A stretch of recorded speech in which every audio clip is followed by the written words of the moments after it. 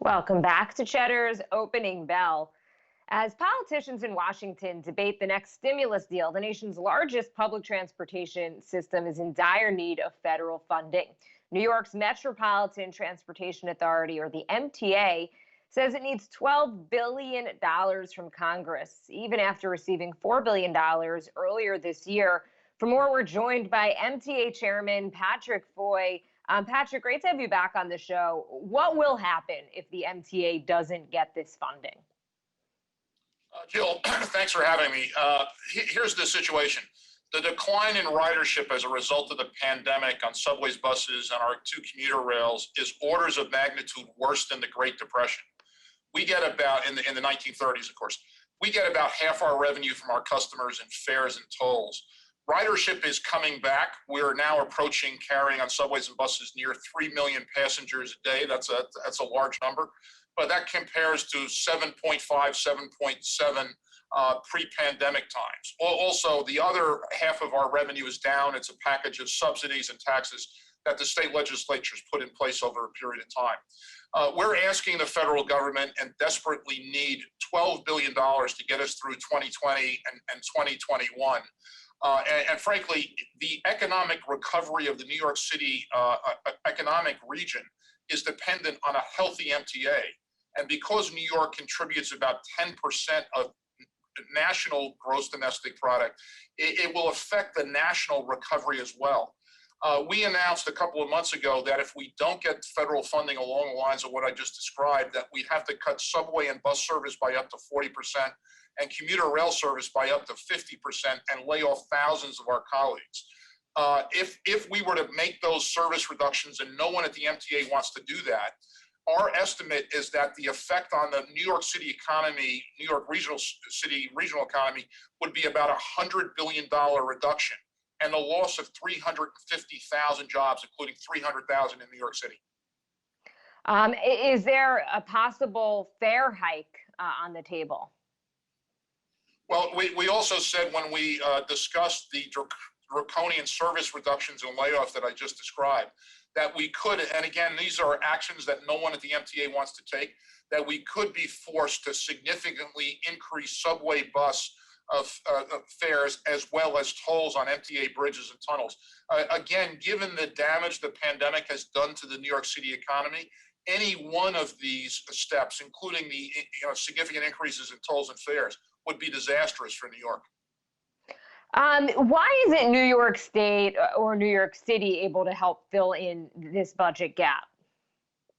That's an excellent question, and the answer is, like every state and city in the country, Jill, New York State and City are themselves asking for substantial relief from the federal government. For instance, the state of New York is looking for $15 billion for each of 2 years, $30 billion in total.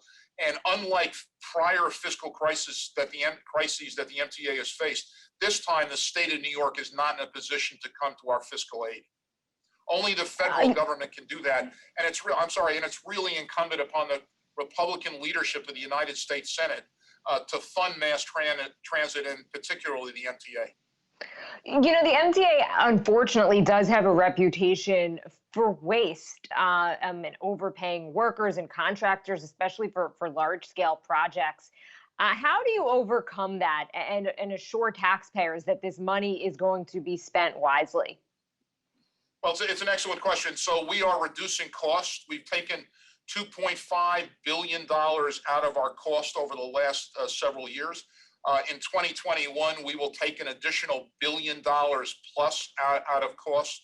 The new team that is running MTA capital construction projects has been bringing projects in either on time or in a number of cases, second track and other projects, the L train, which is important to our customers in Manhattan and Brooklyn, bringing those on budget and early.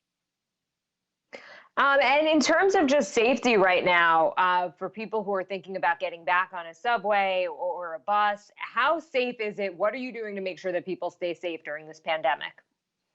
Well, excellent question. The most important thing that anybody can do on public transit, and it's the law of the state of New York as a result of an executive order from Governor Cuomo, is to wear a mask. That's New York state law on subways, buses, and commuter rails. We have distributed over 4 million masks to our customers, in addition to 10 million masks to our employees.